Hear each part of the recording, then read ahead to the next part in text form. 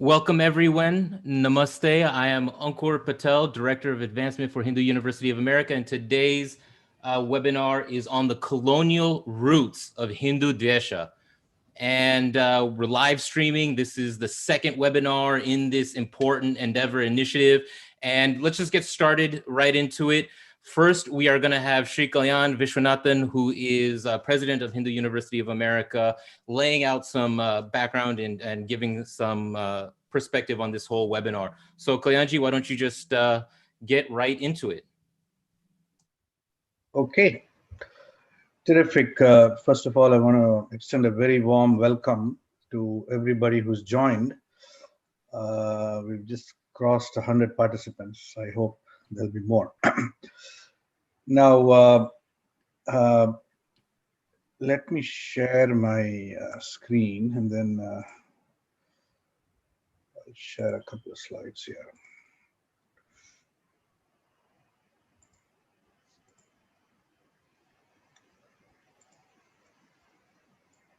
So, Hindudvesha, the colonial roots of systemic Hinduphobia. That's the topic of today's webinar. And it is being brought to you by two organizations which are sponsoring it. One is American Hindus Against Defamation, which is an initiative of the World Hindu Council of America and the Dharma Civilization Foundation. And here is a brief mission statement of both of these organizations. Now, I don't know how many of you had the benefit of participating in the previous webinar, which we conducted about a month ago. I just want to revisit a few slides from that webinar just to get us going. Ankur, if you can, kindly put a link to the previous webinar in the chat window so that people can, if they missed the previous webinar, they can take a look at it. Okay. Now, Hindudvesha definition. So we are introducing a new word, probably not very popular, not yet at least. And we're hoping that it replaces and at least coexists with the other word that we've been using so far, which is Hinduphobia. And one of the reasons we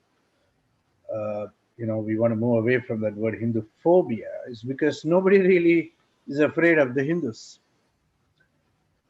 Really, there's no, people can get away with anything with the Hindus, and the Hindus are, as a whole, unable to respond in an organized manner, unable to impose any cost or consequence for the amount of, hatred and vitriol that's coming against the Hindus, coming towards the Hindus almost constantly nowadays. So Hindudvesha is like systemic racism or anti-Semitism is an ambient, all-encompassing discourse that denigrates and delegitimizes Hinduism and the Hindu people, even as it relentlessly problematizes, dehumanizes, and demonizes them.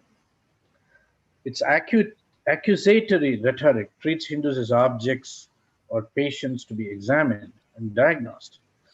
It presupposes and concludes that something about the Hindus and Hinduism is irredeemably bad and wrong, evil, and demonic. Okay, now these are very strong words, and we're using it very deliberately, very consciously, and we want to explore these ideas systematically. Now, there's an ambient pressure that's exerted by Hindudvesha. That pressure seeks to, do something to the Hindus. The Hindus must be secularized. They must be westernized. They must be anglicized, modernized. Or they should be proselytized and converted, Christianized or Islamicized. At least minimally supervised. Or at the very least, if nothing else works, then they should be silenced. In other words, the Hindu voice should not be heard at all.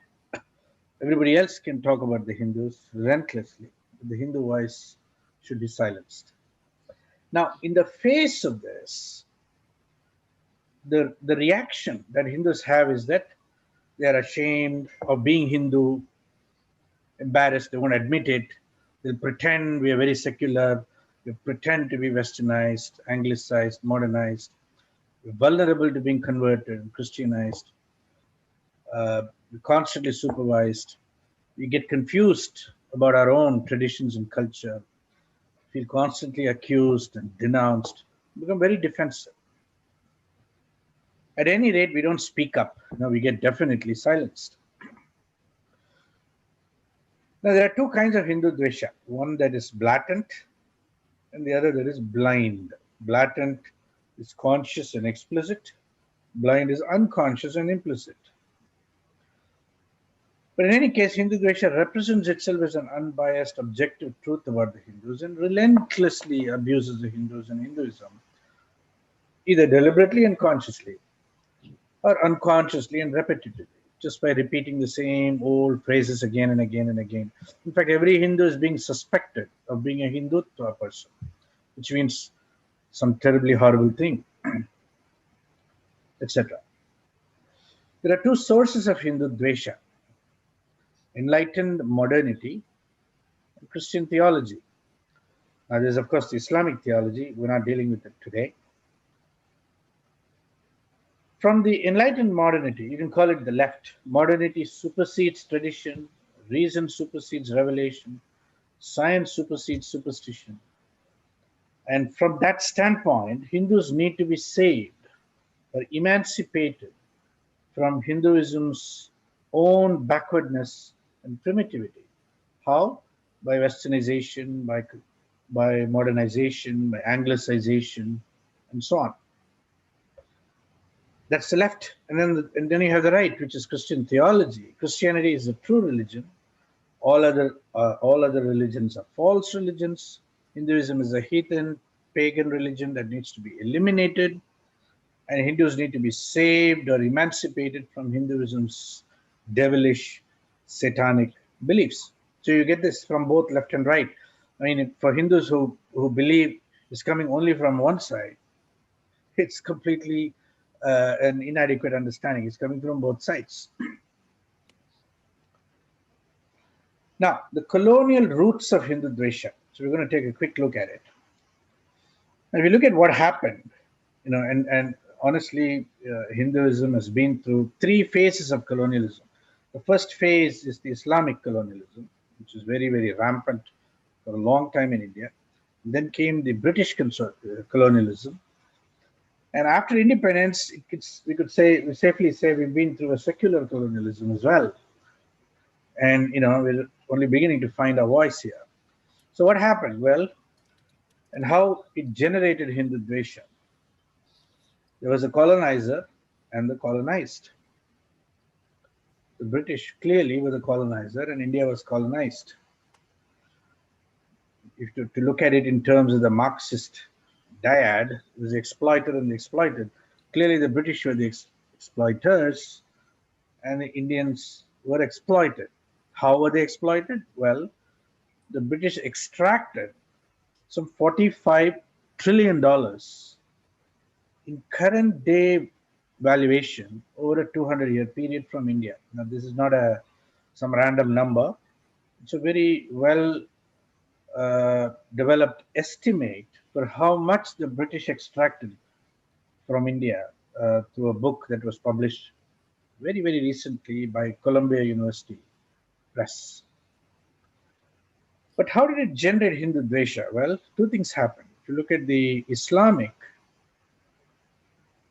what happened was they simply destroyed a lot of things. Islam destroyed the universities, colleges, monasteries, temples, centers of learning all over India. And the British, they built up by constructing, through creating universities, colleges, schools, and of course they created a whole history and a narrative about the Hindus, about the Hindu world, about the Hindu people, and so on. So one was destroying through destruction. The other was destroying through construction. Either way, they result in a kind of Hindudvesha. Now, we're going to zero in on one figure today. There's a gentleman by the name James Mill. Okay, very important. So we'll zero in on this. It's an example. Now, he wrote a book called The History of British India and published it in the year 1817. And that's nearly 200 years ago. So we are going back about 200 years in history. We can go back further in time, but this is a very important occasion, person in the construction of Hindudvesha. So here's a quotation from his book. Whenever indeed we seek to ascertain the definite and precise ideas of the Hindus in religion, the subject eludes our grasp. All is loose, vague, wavering, obscure, and inconsistent. Their expressions point at one time to one meaning, and another time to another meaning, and their wild fictions seem rather the playful whimsies of monkeys in human shape than the serious asseverations of a being who dignifies himself with the name of rational. Okay, it's one quotation. Here's another one. The wildness and inconsistency of the Hindu statements evidently place them beyond the sober limits of truth and history. The Hindu legends still present a maze of unnatural fictions in which a series of real events can by no artifice be traced. The offspring of a wild and ungoverned imagination, they mark the state of a rude and credulous people. This people indeed are perfectly destitute of historical records. So that's the great criticism about Hindus. We didn't keep proper historical records in the manner in which it would have fitted the British taste, so to speak. Right? Here's another one. No people, how rude and ignorant soever, who have been so far advanced as to leave us memorials of their thoughts in writing, have ever drawn a more gross and disgusting picture of the universe than what is presented in the writings of the Hindus. In the conception of it, no coherence, wisdom, or beauty ever appears. All is disorder, caprice, passion, contest, portents, prodigies, violence, and deformity. It is perfectly evident that the Hindus never contemplated the universe as a connected and perfected system governed by the general laws and directed to benevolent ends. Okay, these are three different quotations. And there's one more. So here, this is not a quotation per se, but I just collected some adjectives that he uses in his book to describe the Hindus.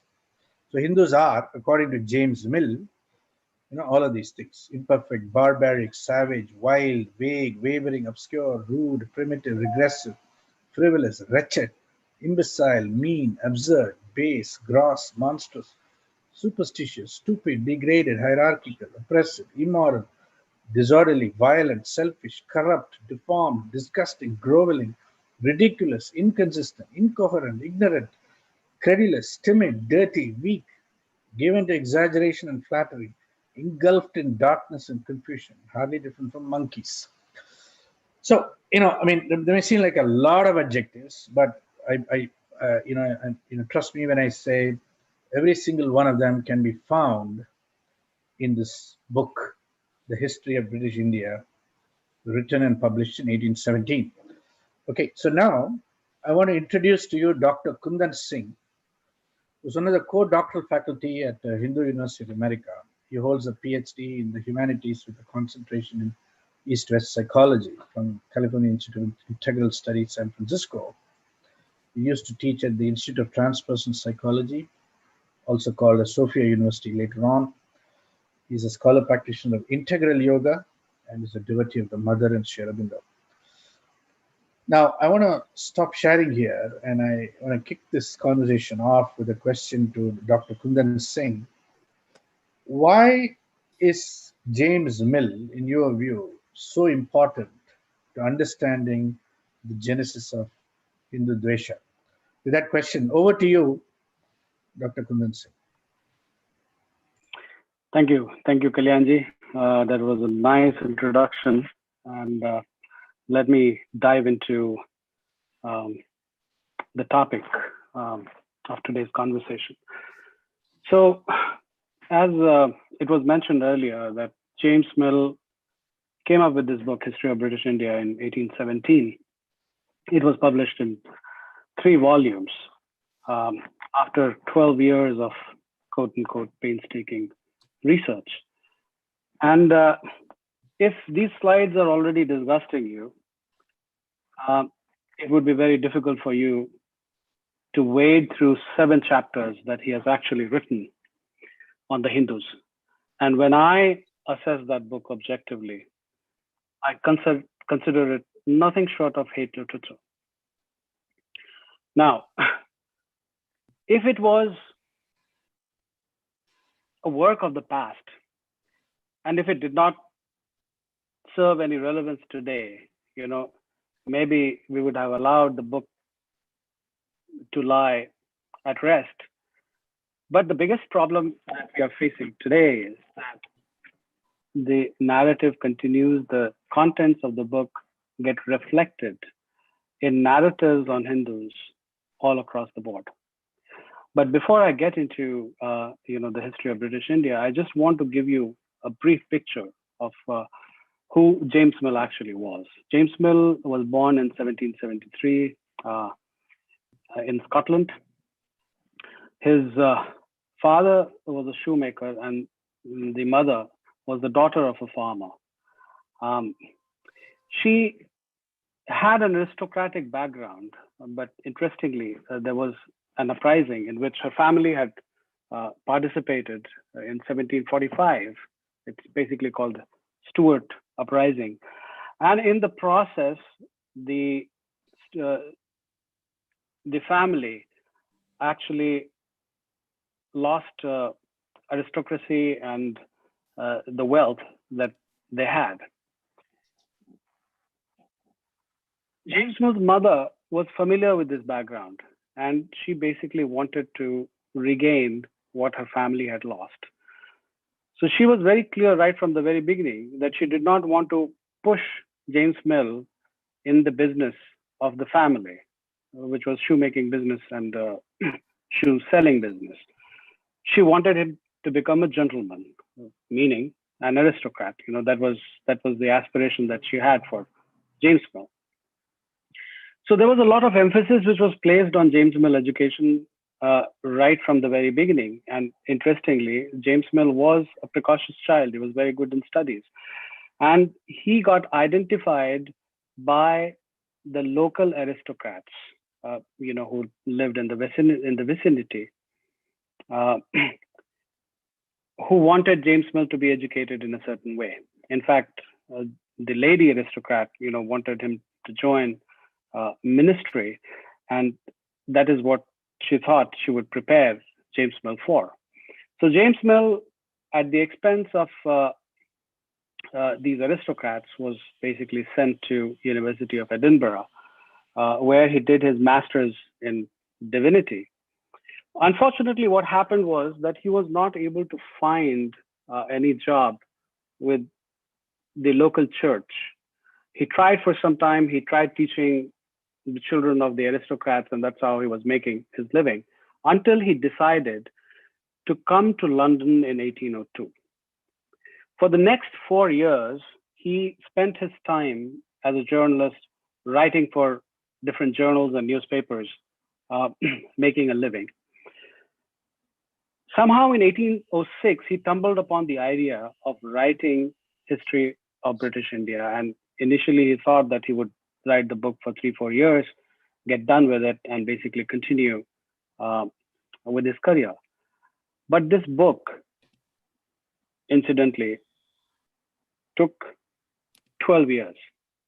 Now, when this book came out, in early 1818, it was a roaring success.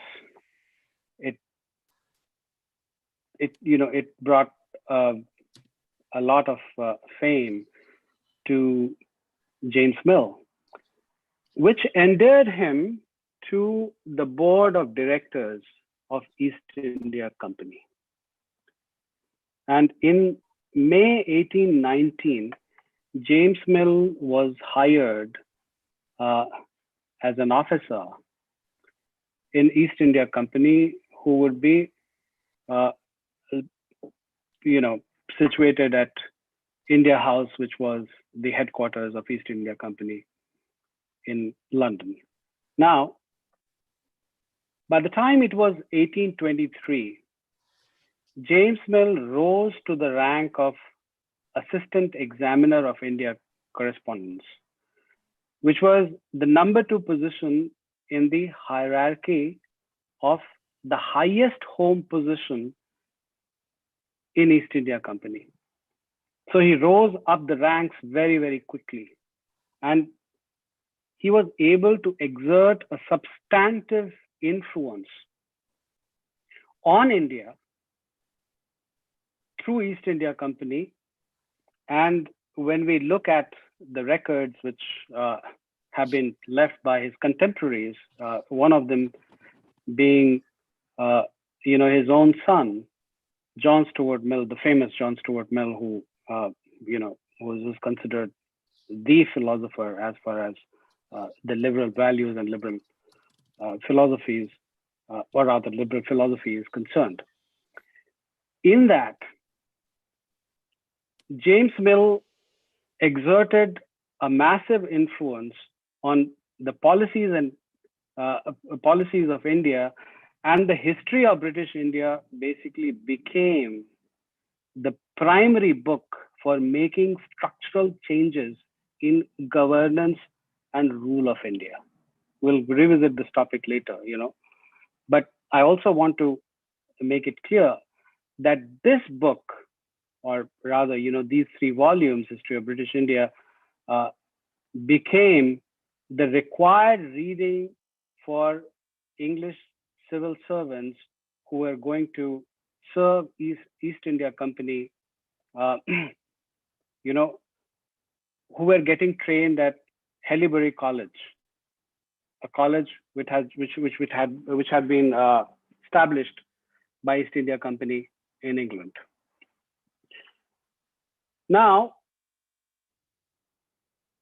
Ronald Inden, in Imagining India, calls this text, History of British India, as a hegemonic text. And why does he call it a hegemonic text? Because, as I told you earlier, there are 7 chapters on Hindus in this particular text. And as Kalyanji pointed out, there are different ways in which Hindus are described as rude, savage, barbaric, uncouth, and so on and so forth. You saw the various synonyms of the word savage.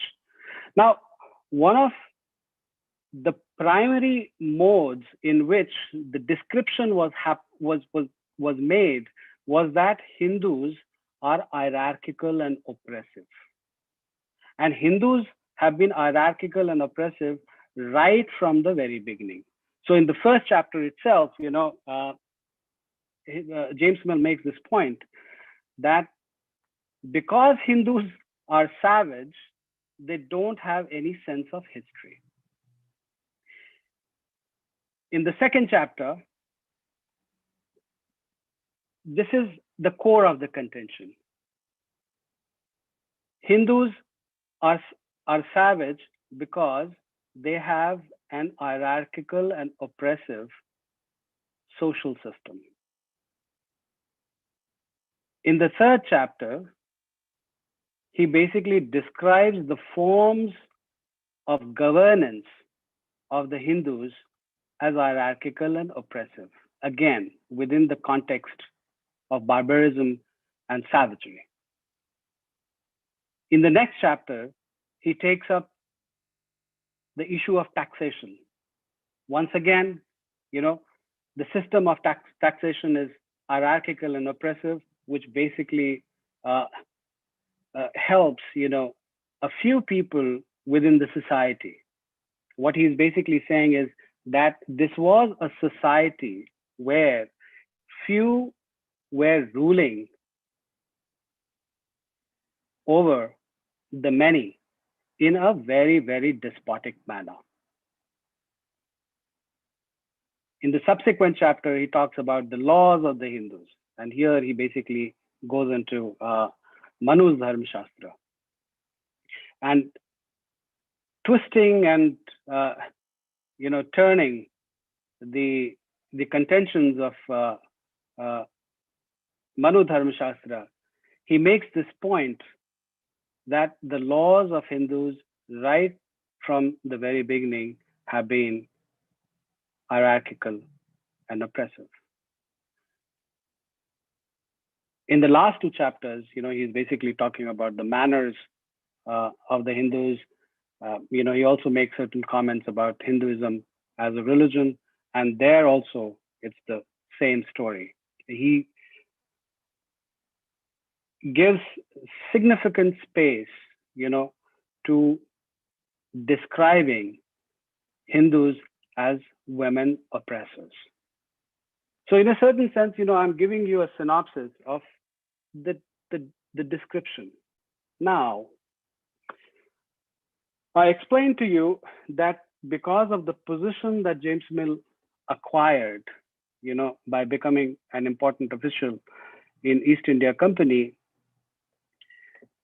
through the research and subsequent publication that he had done, he was able to induce organizational and structural changes in India, which deformed the Indian social system in a very, very big way. I'm because of lack of time, I'm not going to go into those details today, because I'm mainly going to talk about his influence on the discourse which actually exists and how this discourse has been transferred to what we find in contemporary times. Now, there are a couple of things that happened. His research was picked up by Hegel. And as many of you would know, Hegel influenced Marx.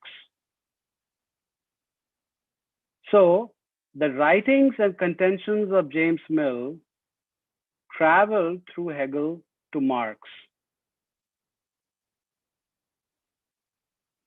Marx was also in London after the death of James Mill, which happened in 1836, for about 20 years. And when you look at an article which he wrote for one of the newspapers in New York, you see clear evidence of James Mill on that piece, because he is describing Indian society run by Oriental despotism. He again replicates this narrative that the Hindu society is predominantly and primarily hierarchical and oppressive. So you see the transmission, of his thoughts to Marx. And I should not, emphasize this, in that the left thought that you find in academia at this point in time has basically been formulated by Marx. So if you want to understand left thought in contemporary times, you have to go to Marx. That is the transmission. So this entire left narrative, which is operational in academia at this point in time, basically regurgitates what James Mill wrote 200 years ago. And that is the reason when you look at the textbooks for children in the United States,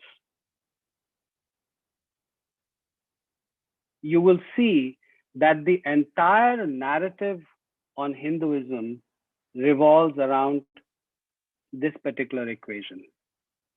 Hinduism equals caste system, equals hierarchy, equals oppression. That is precisely what is occurring. Now, there was another channel, which actually got opened up in Britain.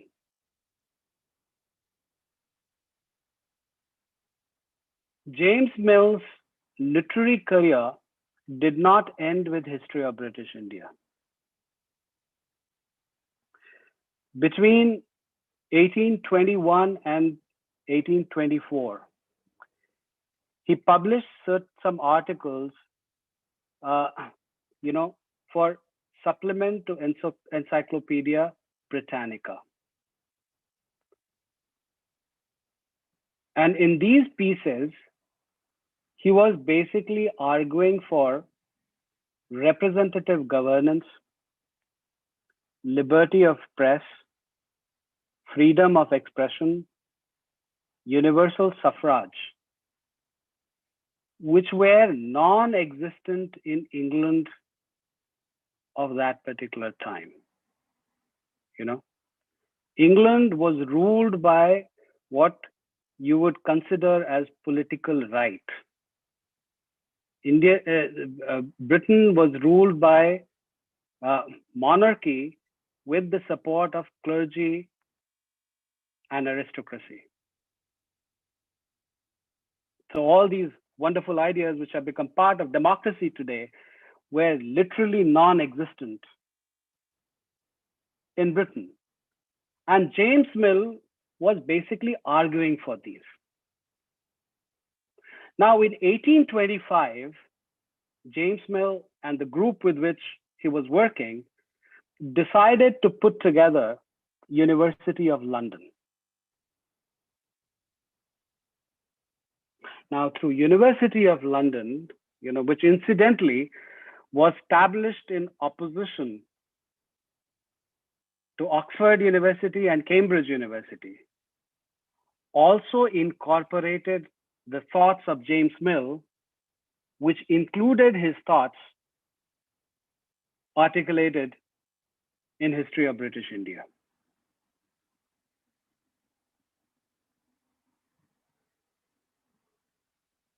So you see how, the ideas are actually developing and how ideas are basically finding traction. Later, Oxford University Press and Cambridge University Press came with their own editions of History of British India. And when you compare, these books with what James Mill produced, you will see that the plan that James Mill had put in place is actually getting replicated in these publications.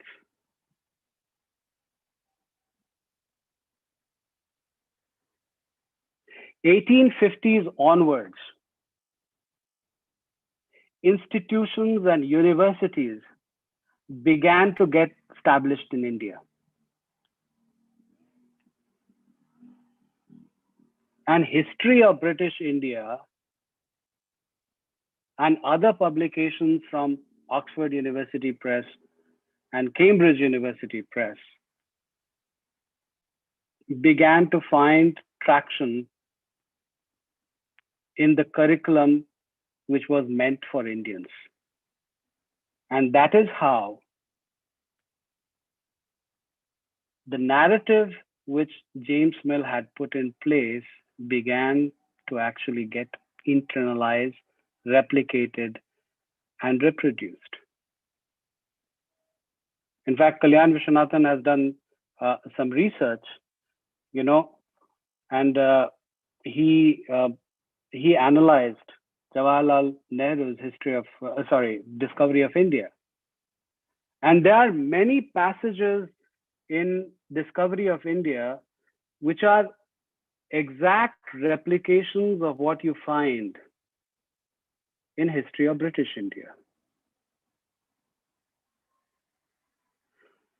So I want to emphasize this point that whatever was put in place by James Mill continues in post-colonial India, because Discovery of India remained a very, very important text. And after 1970s, the left historians or the Marxist historians, they took over the Indian intellectual scene. And all these forces, basically began to combine. And that is why, both in India as well as in the United States, what you find in contemporary times is replication of the same discourse which had been put together by James Mill long time ago. Of course, this narrative has been sanitized. It has been made politically correct. No scholar will basically call Hindus savage, regressive, uncouth, rude, barbaric, and so on and so forth. But all the characteristics that were used to define Hindus as savages and barbarians, they remain in place.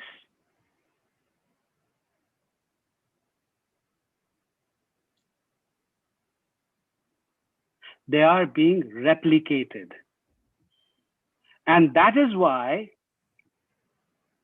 children growing up in this country get badly affected by the discourse which gets introduced to them from 6th grade onwards. And what does this narrative do to them? It produces inferiority complex, it produces shame, and it produces guilt. And many of them struggle with these things for their entire lifetimes. And that is why it becomes extremely important that we critically examine this text. We critically examine, what James Mill wrote on Hindus and India 200 years ago, and enumerate the various ways in which the replication of this discourse continues in contemporary times. In fact, after having researched this field for close to 2 decades now, I can safely say that whenever you will find a Hindudveshic content in academia or media, you will be able to find its connection with the writings of James Mill. It's a tall claim to make, and I'm making this claim publicly. But it's true. It's true. It can be validated. And that is why Hindus at this point in time need to read those 7 chapters that have been written by James Mill. And what we call in academic parlance, start deconstructing the Hindudveshic discourse in the light of narrative put forth by James Mill.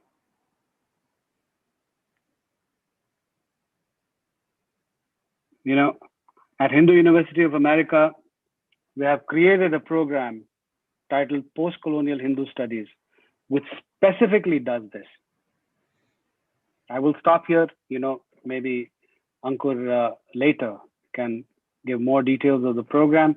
But what I'm saying is that in order to get beyond this problem that we are facing, we will have to engage in systematic study of what was written about us in the past. And there's one last point that I want to emphasize and point out. This narrative has been appropriated by liberal left. So when we criticize or critique this narrative, it is extremely important that we do not categorize ourselves or define ourselves as right. Because, as Kalyan pointed out earlier, both the left as well as the right have been complicit in perpetuating the Hindudveshic content, which is there in academia as well as media. And with that, I stop. Okay, terrific, Kundan. Thank you so much for that discourse. We got a lot more to cover here, so please everybody stay for the. We may go a little bit over time, okay? So everybody, please stay back for a few minutes. So now we will go to Ramsundar ji. Ramsundar is going to talk about the consequences, the psychological consequences of Hindudvesha on the Hindus from a post-colonial perspective. Ramsundar ji, can you please introduce yourself briefly and then go from there? I'll share the screen which you're going to be speaking from. Oops, sorry. There you go. You had to unmute yourself if you're on mute. Yes, yeah. Can you get to that slide, Kalyan? Yeah, there you go. Yes, yeah. My name is Kalyan. How much time do I have? You can take 5-6 minutes, no problem. Okay, all right. What we have seen so far is the distortion and the demonization of our religion has had a debilitating impact on our mind. I'd like to start with this quote that I have just put up on the screen. Ames Azair is a francophone scholar of Caribbean descent. He makes a very telling remark in his book, Discourse on Colonialism. He says, it's a prelude to disaster and a forerunner of catastrophe. That's basically what happened to India, Indians, and Hindus. It's kind of reflected in our state of mind. And I want to explore that in the context of Hindudvesha. Can you go to the next slide, Kalyan? Yeah. Thank you. Yeah. See, a colonized mind, it's a conditioned mind, it's caught in a vicious cycle, it suffers from inferiority complex. It carries a very, very low self-esteem. And most importantly, it lives on borrowed cosmology. I'm going to give you some examples, run through some points here. We have developed self-hatred and self-doubt and ignorance of our own religious and traditions. It kind of impacts us pretty much on a daily, day-to-day basis. We don't realize it. We are extremely defensive about our own traditions, especially when it comes to caste or women's rights. When those two are brought into the discourse, we actually become very defensive here in the US. See, Kamala Harris became a VP only today, when women in position of power is not new to India, Hindus or Indians, but we don't seem to be articulating that point very well, actually. That's one. Second one is we look for validation from the West always. I do know, I think many of us would have heard of two recent instances when Tamil and Kannada chair were set up in some of these universities here in the US. I think one was in Harvard, another was in Columbia, if I'm not wrong. We have outsourced our interpretation to outsiders because we don't know about us ourselves, actually. That's the second point I want to make. We are extremely defenseless against pernicious attacks on our religions. There are several Christian TV channels. I'm sure we have all seen that before. They have their ulterior motives. They were at the forefront of distorting, demonizing, and denigrating our Hindu culture. We have remained silent for way too long, actually, because we don't know what to respond, and how to respond. Another interesting one is, many of us would have seen, I have actually seen, I have this experience. Many Indians, when they come over to the US, they develop fake accents. In fact, they have more accent than grammar. In fact, I don't know what is the necessity to develop a fake accent. They're not confident of their own language, grammar, so on and so forth. They do that actually. That's as a result of inferiority complex. There is always a compulsion, right, to assimilate with whites. I'm not saying everybody does it, but a lot of them actually, they suffer from inferiority complex. They can exhibit some of these characteristics. With such a mind, right, we only develop low self-esteem. There's a lack of self-confidence. If at work, I'm sure we all have that experience where we have seen our own co-workers who are Indians who lack that self-esteem, self-confidence. They're not able to articulate themselves properly, even in their day-to-day lives. Okay? Because of this, we begin to live on borrowed cosmology. Right? Our worldview and worldview about us is always on Eurocentric framework. Our interpretations, the interpretations of Hindu society is always using alien context, terms such as left, right, center, nationalism, or even secularism for that matter. They don't apply to us actually.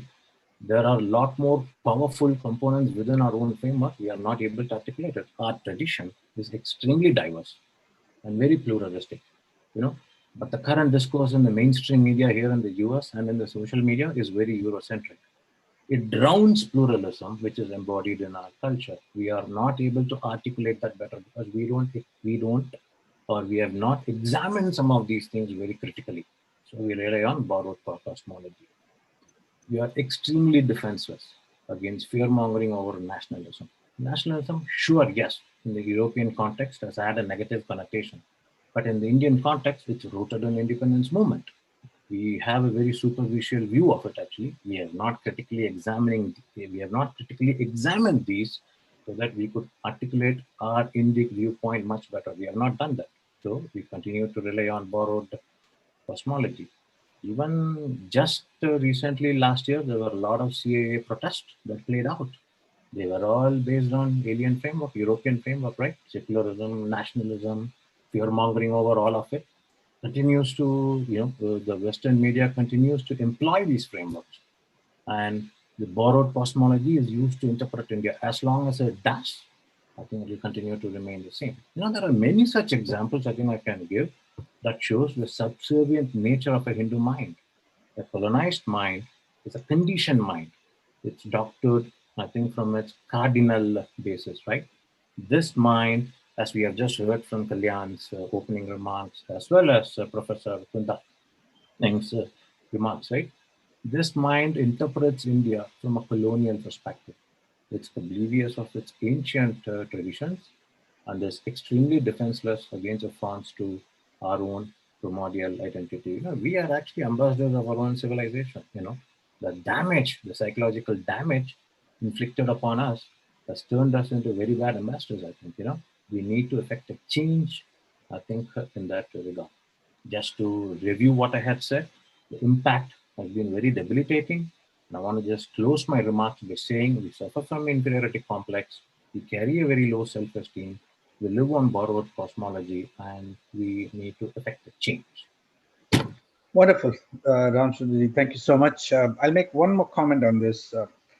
One of the ways Hindudvesha manifests within the Hindu community is when Hindus turn on one another viciously.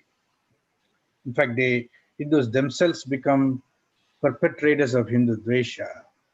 And, for the most part, we don't know where we are getting it from. We're getting it from a whole ontology, a framework of understanding things that's borrowed from a Western cosmology, and we use it to analyze and dissect and denigrate ourselves without recognizing the harm that's causing. All right, wonderful. Let's go to the next speaker now. Now I want to invite Padmaja Rao, She's born and raised in the United States, and she's going to speak about some personal experiences of Hindudvesha. Next. Padmaja, over to you. Current day reality. Okay, you have to unmute yourself. Thank you so much, Kalyanji. I would like to thank Hindu University of America, first of all, for inviting me to share some of my experiences as they relate to Hindudvesha. I've experienced Hindudvesha, or hate for Hindus, or fear of, or hate for Hinduism, not fear of Hinduism. I've experienced Hindudvesha in different forms. My experiences of it growing up have been different from what I've experienced as an adult. Today, I'd like to share 3 of those experiences that I've had as an adult. The first 2 coming from a professional setting, and the third one from a social perspective. So I'll begin with the situations I faced at 2 different jobs where I worked. So situation 1, where I experienced Hindu hate, occurred with someone I had considered a friend. Obviously, when we first met, she did not reveal her dvesha, or her hatred, which is why I had thought of her as a friend. Prior to this incident, she and I had had a lot of great conversations, one of which centered around our mutual love for singing. She at one point during our conversations even mentioned that she mentioned in passing that she was a born-again Christian, which I did not have any issue with because I thought she was simply providing her background. And in the same vein, I had mentioned to her that I am a Hindu. I'm an American Hindu. However, her dvesha was made very clear to me the day that she told me that it was her duty as a friend to convert me. Prior to this declaration of hers, she had come to my desk to invite me to accompany her to her church. And at that moment, I still didn't think anything of it because in my mind, we were friends, and implied in friendship is mutual respect and a liking for a person based on who they are. Plus, I had gone to church before with other friends, but they also accompanied me. I made sure that they accompanied me to my, temple, mandir, cultural events. And these friends have also been genuinely interested in learning about Hinduism. Anyway, this particular individual then started to tell me that it was her duty as a friend to share the light with me, that light being Jesus. She told me that she follows a religion that is 100%, and I'll never forget this. She stated she follows a religion that is 100% and told me, while you may believe you are following God, your religion is 99%. And we all know 99%, she told me, we all know 99%. 99% belongs to Satan. Now, I was stunned. I felt shock at first because, it was a comment that came out of the blue. And we had never talked about this before. And she never had struck me as a harsh or judgmental person. But of course, what she said to me, I felt very judged. I also felt anger at the proselytization efforts. And then during that exchange, I immediately realized I was dealing with a very ignorant and religiously arrogant person. So I ended the quote friendship. It wasn't really even a friendship. The second situation I experienced Hindudvesha at work was in the university setting. So the irony here is that higher education is looked upon, at least in theory anyway, as being a bastion of open ideas and learning. The department where I had worked, a supervisor who identified as a very strong Christian, never let a day go by without showing the staff that she's better than everyone because she found God. She would actually be singing songs in the office about Jesus, and she was mixing secular and religious. Now, I decided, I wouldn't participate in any of that, and I wouldn't participate in conversations with her. During one particular Christmas season, she and another staff member who, even though she was married to a person from a different faith, they expected me to help decorate a tree that was brought into the office, telling me that I needed to get into the Christmas spirit. Mind you, in our office at the time, all of us, the staff, were comprised of people of all different faiths. Plus my colleagues, including my supervisor, knew that I am Hindu. So I was shocked when she said this to me. My supervisor also, she didn't ask or expect my Muslim American colleagues to participate in decorating the tree. I refused to help decorate the tree, and I went into my office to start my workday. My supervisor became visibly upset, and she stopped speaking to me for a while.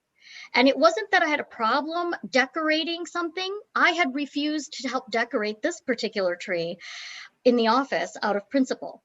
The supervisor associated decorating a tree with worshiping Christ and never stopped talking about how her church would continuously give money to the poor Hindus in India. So, I was very bothered by that incident. And even though I wanted to tell her off, she was my boss. So I felt very trapped. And I was also angry because here is this woman, a white Christian woman, who was imposing her religious values, banking on her white Christian privilege.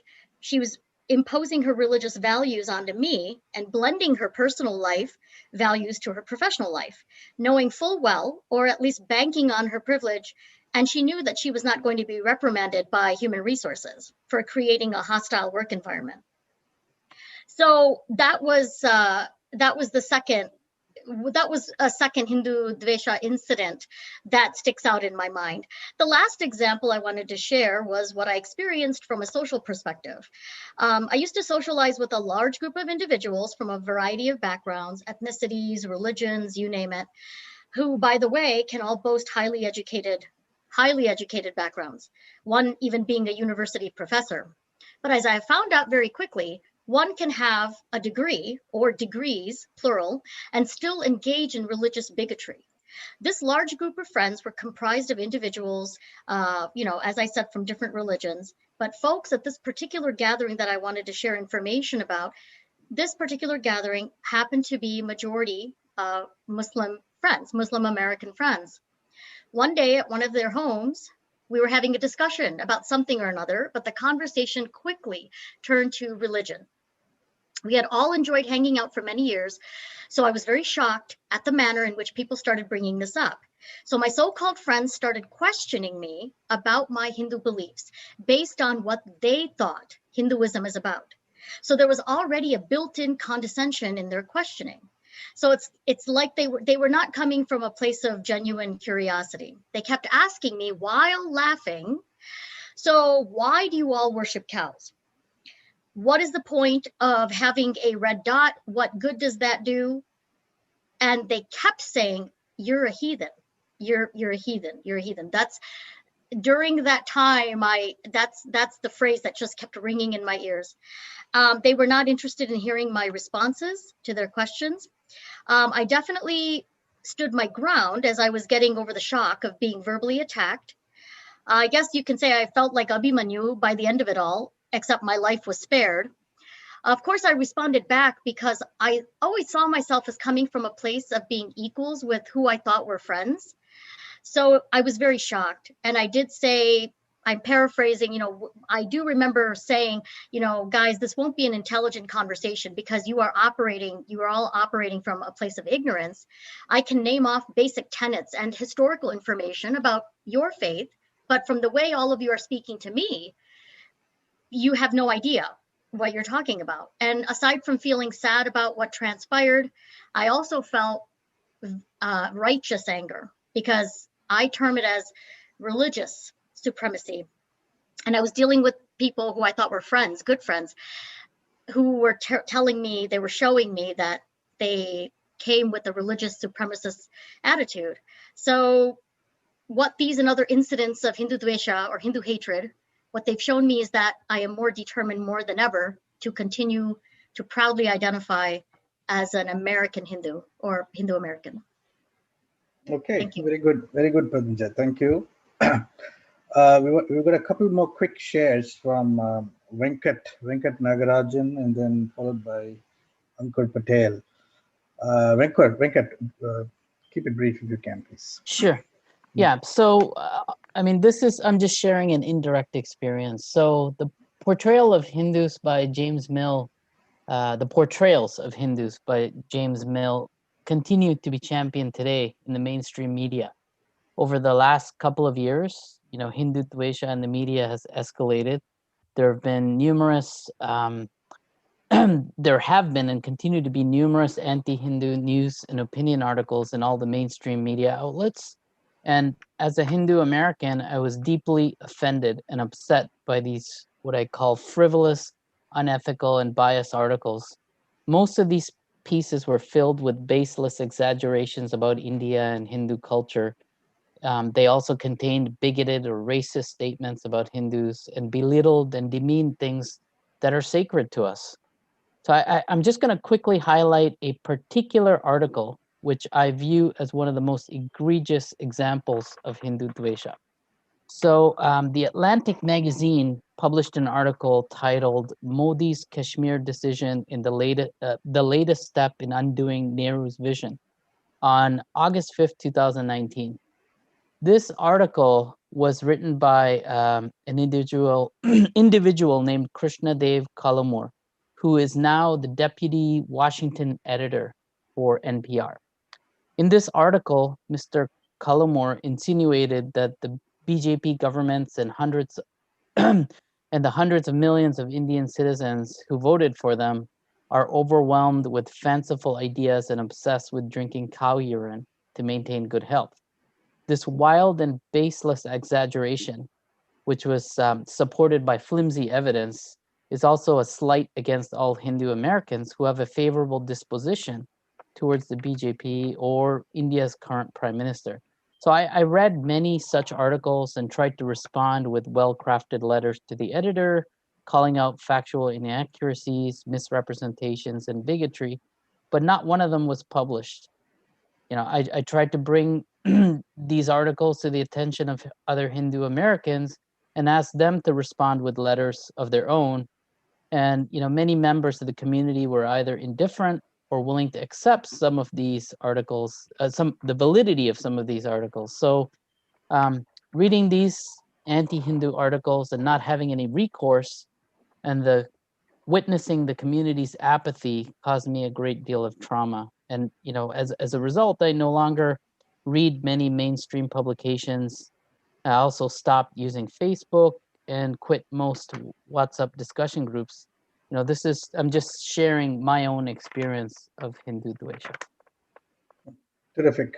Great. I mean, both Padmaja and Venkat are examples of, people born and raised, Hindus born and raised in America, who are Americans more than anything else first. And, when they get attacked like this in the media, it's often not very clear where it's coming from and the history of Hindudvesha, for example, right?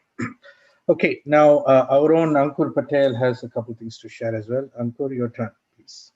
Yeah, so growing up in America, disrespect of foreign civilizations is baked into the education system at all levels. Starting in elementary school, I was taught a history built on white supremacism. We learned all about Columbus sailing west across the Atlantic in 3 tiny ships to trade with Indians, but we got pablum on how the Christian, Catholic, capitalist, settler colonizers used manifest destiny to expand their dominion, while the Indian was eradicated from their new world.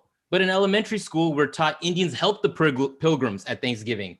In reality, it was 300 years of near genocide against the indigenous people of this land, the American Indians. The public education system facilitates the erasure of real history and the conflation of the Hindu and Indian identities. We weren't even given a hint of the hundreds of millions of Hindus who were murdered, captured, enslaved in order to create the Mughal Empire, right? We don't even learn about that at all. In middle school, it is not just the biased history, but the accumulating microaggressions in popular culture, where we only had Apu at the 7-Eleven with a hard accent, to the continued bullying of Hindu youth to this day. We're only scratching the surface. We're going from Columbus sailed the ocean blue in 1492 to Columbus sold 9-year-old Indian girls into sexual slavery. It is written in his own words, in his journals.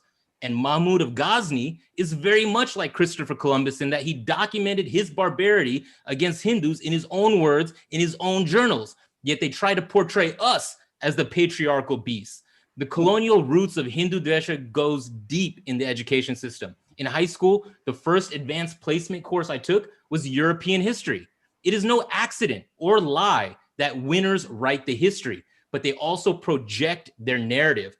I didn't get a real understanding of Bharat or Hindu history until recently, thanks to independent reading and because of the Hindu University of America. And in academic spaces, we are ridiculed for using Bharat, while the Caliphate, the Mughal Empire, Zion, Mecca, Aslan, Khalistan, Zhongguo, other civilizations celebrate and are allowed to celebrate, encouraged to celebrate the names they give their aspirational selves in societies. In college, there is no Hindu history, but there are some South Asian studies. There's definitely Jewish studies and Muslim studies in hundreds of Christian universities, Catholic colleges, divinity programs, you name it. When I was at the University of California, Los Angeles, UCLA, and CSUN, Cal State Northridge, I was not aware of the Hindu Students Council. It existed, but I was not aware of it. But I was aware of the Muslim Student Association and the dozens of Christian clubs. Having gone through the American public education system, I know we need a Hindu University of America. I know Hindudvesha exists and has been cultivated in the public education system, not just in America, but all over Europe, all around the world, including in India with our first education minister, right, Abdul Kalam Azad. White Christian America had a general disrespect for other cultures and civilizations, but many have stood up and gained stature through civil rights movement, through protests, through myriads of tactics and strategies. But we as Hindus haven't stood up yet. We haven't gotten our act together. We haven't even convinced the majority of Hindus that Hindudvesha exists, right? We're talking about in the chat, should we even call it this? What is it? It exists in this complicated and nefarious way. In this webinar, your word of mouth is another step in changing that narrative, and I'm happy and proud to be a part of it. Back to you, Kalyanji. Terrific. I think this is a difficult conversation. So I want to remind everybody who are participating today, right? See, the first instinct of Hindus coming and living in America is to try to be as white as possible, try to earn the respect of the white Americans, try to earn the esteem and respect, and it is that itself is part of the colonized mind. When we try to look up to the white people and want their appreciation and want their acknowledgement and so on. So in a minute, I'm going to ask Ankur to put up a survey for you to fill out. Okay, just a very quick survey. You can bring it up, Ankur, but let's go on to another speaker now. This is Dr. Indrani Ram Prasad from the Caribbean Islands. Indrani ji, over to you, please. Keep it short, okay? You have to unmute yourself, Indrani. Unmute yourself. And please fill out the answers to the questions, okay? Please, kindly. Yeah, go ahead, Indrani ji. Namaste to all. I don't know why my video keeps stopping on its own. Yeah, namaste to all. Can you share my? Yeah, I will.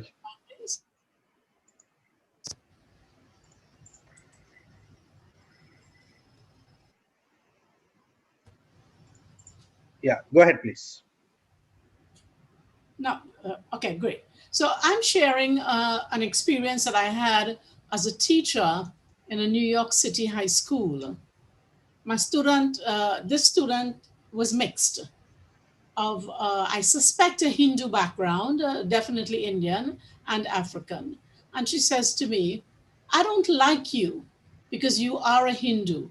My mom says you Hindus are devil worshippers.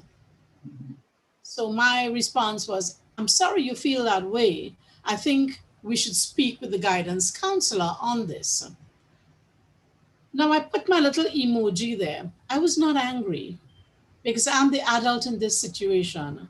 I felt deep pain and deep sorrow and deep sympathy for this child that I was looking at and could see how her mind was thwarted, with religion.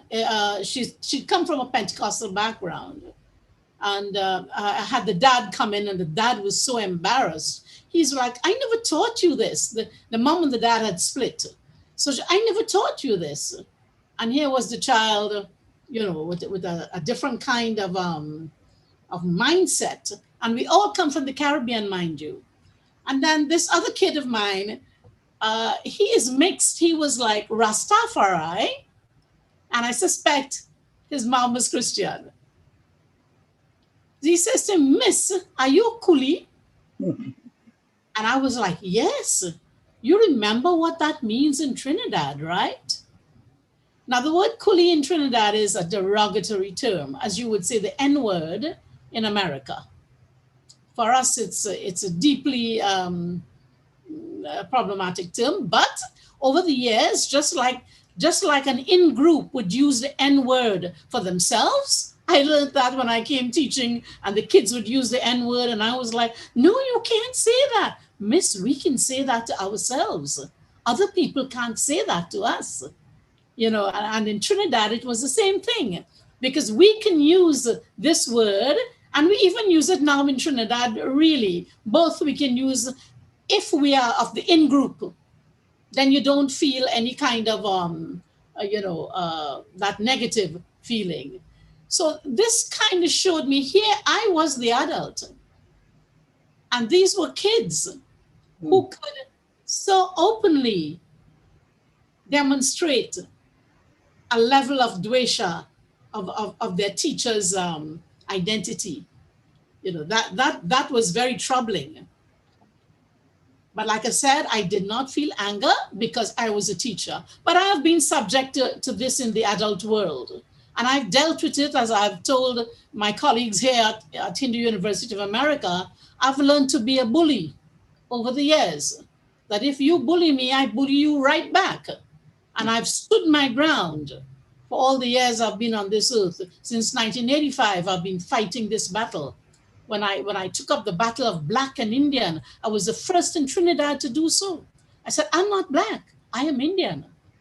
Show me one sugar worker on his plantations who tell you that he is a Black.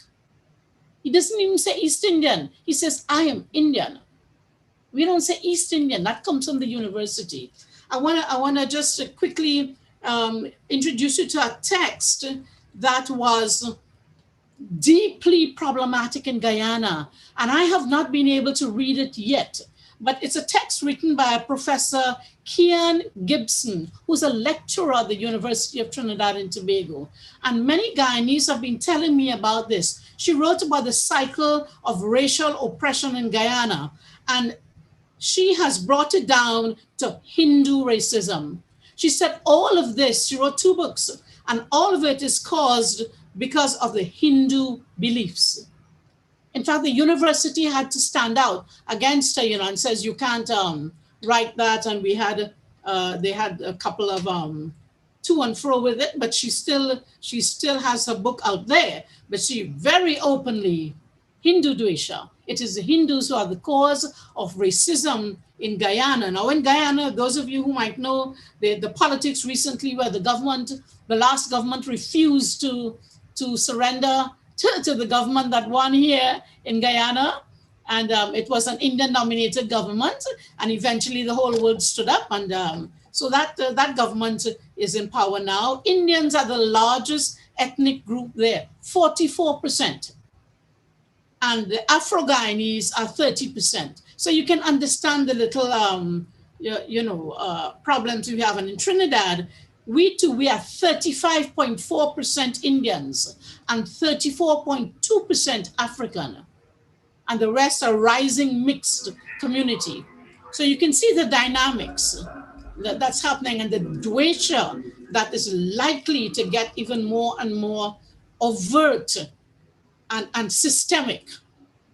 We face it in the world of jobs and so on, but that's a common experience. So I'll end there with that. Thank you very much. Terrific. Thank you. Thank you so much, Indrani. Thank you. So we want to go ahead and wrap up the webinar in a few minutes. I'd like to gently remind everybody to fill out the survey, please. If you haven't, we'd like to get a response from you. You can say no to all the questions. That's fine too. Kindly respond. And in order to bring the webinar to a closure, I'll hand it over to Dr. Jay Bansal, who is the other co-sponsor of this webinar. Dr. Bansal, over to you, please. Thank you so much, Kalyanji. Namaste to everyone. I guess it's my job to bring up the rear and try to bring this event to a closure. You might be wondering why we've been dredging this old history on the roots of Hindudvesha.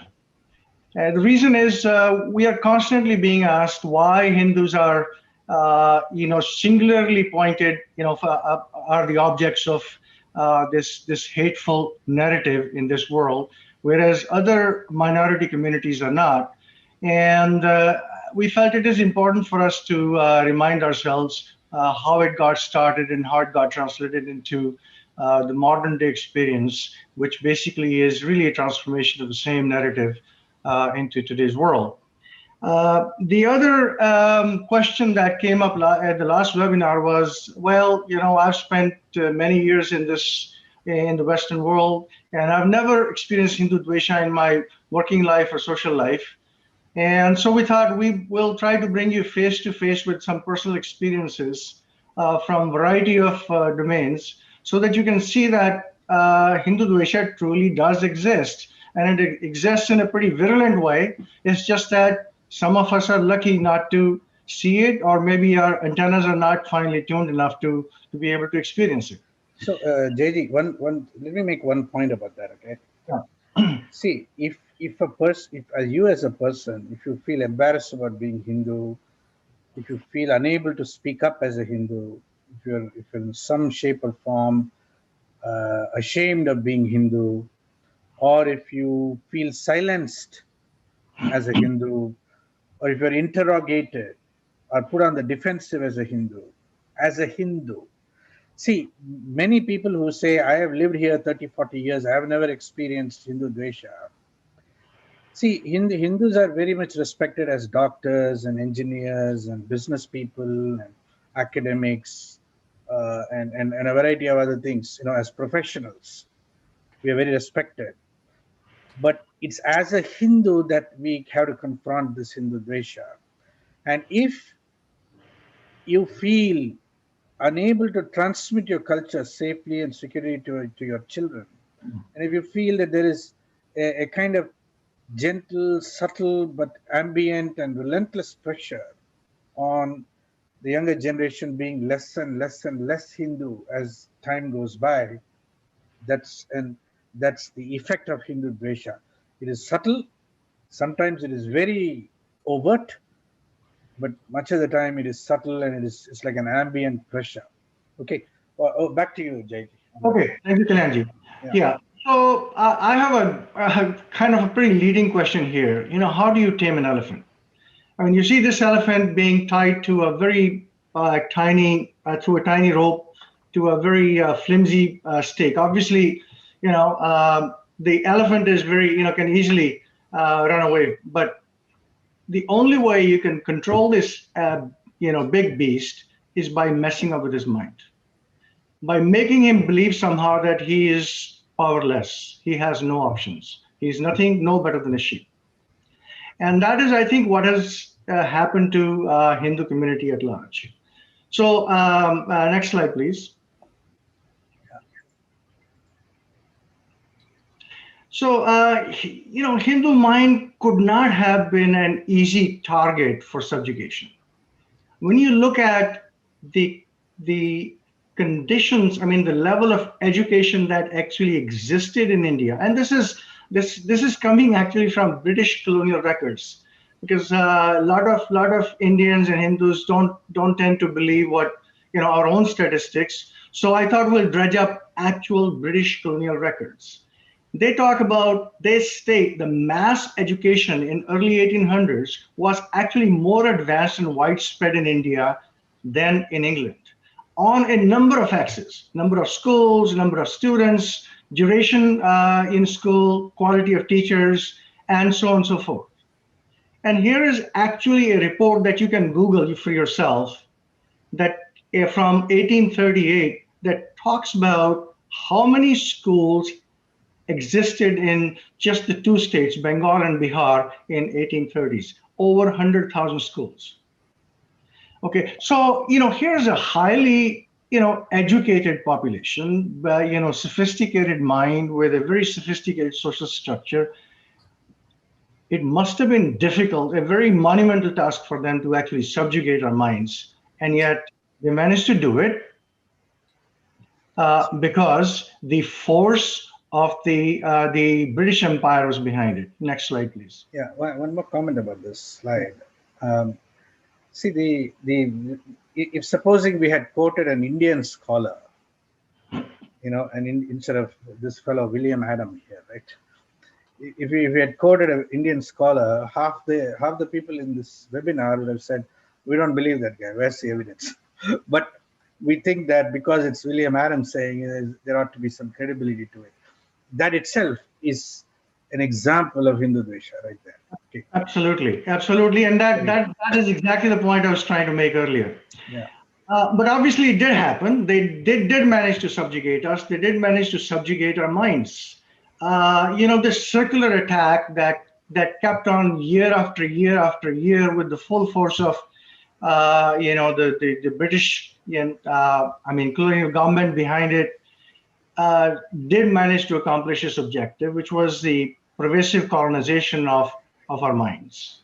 And the impact, as Ramji has earlier pointed out, on Hindu society is nothing but inferiority complex, alienation from our traditions, whether it's in terms of food habits, whether it's in dress, whether it's how we speak to each other, social norms and so on and so forth. It affected all that.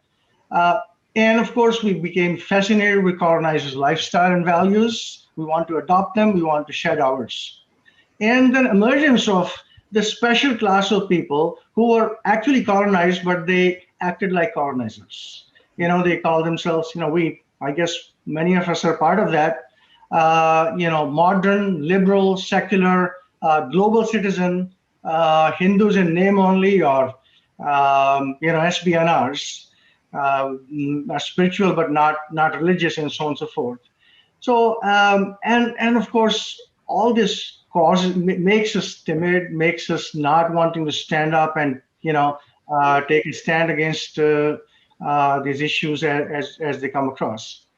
Now, this colonial narrative continues to live beyond the colonial era into the modern day, as Kundan Singh ji has pointed out, Professor Kundan Singh has pointed out, and that is the genesis of modern day attitudes towards Hindus or Hindudvesha. However, that said, not everyone, is not. We are able to break the shackles of this colonized mind, at least in parts, at least some of us, and they become shining examples for us. So I'm showing here 3 examples from the recent history. Lieutenant Colonel Kamaljeet Singh Khalsi, he fought very hard against the U.S. Army to let him serve in the U.S. Army while wearing his full Sikh gear, turban and full beard. He ultimately won, and he's currently proudly serving in the medical corps as Lieutenant Colonel. Dr. Swati Mohan has been talked about in the chat room quite a bit. I kind of feel bad for her because her real accomplishment is actually landing the rover on Mars. But unfortunately, he's trending more for the fact that she is wearing a Hindu symbol in a professional workspace, which is great as well. But I mean, I think kudos to her. But let's also cheer her for the fact that she accomplished a major engineering feat of delivering this this vehicle to Mars. I came across Roma Gujarati I held a conference in Boston in 2019. She was one of my panelists, and she gave a talk on her, lifestyle choices. And she told the audience that she, very early on, she decided to wear bindi every day to school, in spite of getting a lot of, bad looks from her friends and criticism. And now she's in Boston College of Law, and she continues to follow that.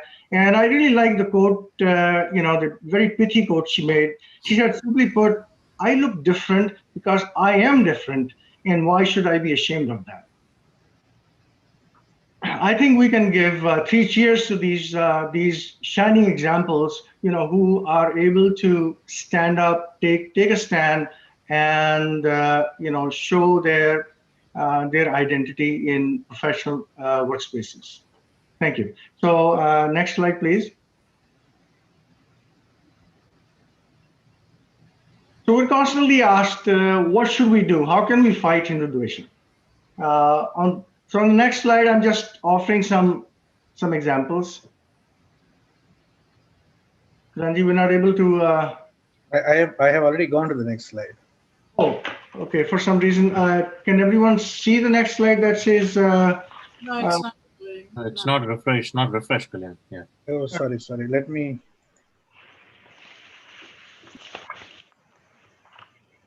Can you see it now? Yes, I can see it now. Thank you. Okay. All right. Great. So just sharing some personal thoughts on how we might be able to counter Hindudvesha. This, first of all, let me point out that no one has a silver bullet. This is not something that we can make a list of, make a playbook or a list of 10 things we could do and make it disappear. The other thing is, last time we actually got a question from someone saying, yes, we know Hindudvesha exists. So what is being done about it? Now that really, got my back up because, it is not something that you can outsource to someone else. The fight has to be personal. Everyone has to be a foot soldier in this fight. Okay. So that's one thing. We have to ditch once and for all the idea that this is someone else's fight. We can give it to this organization or that organization to fight. Everyone has to be part of this, this struggle. The other thing is you really can't fight. Yeah, I mean, I can tell you, go write to, go write letters to editors of newspapers, do this and that. But unless we educate ourselves on some basic facts, we really can't do it. I mean, we just, emotions alone are not going to win this war. This has to be won with arguments. I mean, truth is on our side, but we need to know what the truth is. We need to know some relevant historical facts. We need to know some of the key players and what they said. We can do this through, we can achieve this through webinars like this, and there'll be many more webinars. We plan to hold one roughly once every 4 to 5 weeks. There are a number of beautiful courses that HUA offers, the Hindu University of America offers, that can give you a good perspective on these issues. Of course, there's always self-study, but we have to educate ourselves. We have to arm ourselves with some basic facts before we can go out in the public square and put our views in a cogent fashion. The other point I like to make is taking a page from the 3 examples I shared on the last page, on the last slide. Let's integrate at least one Hindu symbol into our public life. And I'm suggesting Om. Now, just wearing Om around your neck is not going to make Hindudvesha disappear, but it creates a coherence in the Hindu community. You identify yourself as a soldier in this fight, and maybe it creates a dialogue. If cross or Star of David and all these other symbols, including hijab, can be accepted in the workplace, why not Om? Finally, we have a number of projects. The Hindudvesha team has a number of projects, and I'll tell you at least one of them. I think monitoring the news media and various other communication channels, and then writing reports on them on a quarterly or monthly, yearly basis, is a great way to daylight the kind of Hindudvesha that these organizations are practicing. So we would like people to volunteer, with us, join these projects, and please, you can write yourself, you can volunteer through the chat room. We'll connect with you. So JG, on that note, Ankur, can you share the results of the poll that you conducted? Let's see what people are saying. Have you experienced Hindudvesha personally? Okay, 57% of the people are saying yes out of the 127 responses. Would you like to get involved in this Hindudvesha initiative? 109 of you are saying yes. Okay, may we get in touch with you? 113 of you are saying this. Okay, wonderful. That's terrific, everybody. Okay, okay, we can close. We can close the poll, Ankur. Okay. Okay. So Great. yeah, just on that note, I mean, on April 13, 1699, Guru Gobind Singh stood up in front of large audience and said, he needs people who would want to sacrifice themselves for saving the Dharma. And he got 5 volunteers. Those 5 volunteers ultimately, gave rise. I mean, they changed the course of history in India. If we could get 5 volunteers here who could join us in some of the projects that we have, I think we would be, miles ahead. So yeah, 113 of you want to join. I would say if we had 5 volunteers, we would be making a big change already. We got a lot more here. Thank you so much. All right. Okay, everybody. I think that is the webinar for today. We're almost out of time. So we've gone past by 30 minutes. So I think we'll end here and see you all again in the next webinar a month from now. In the meantime, somebody will get in touch with you. Okay. Thank you all. Namaste. Namaste, everybody. Bye. Namaste. The last speaker was Dr. Jay Bansal, Vishwa Hindu Parishad.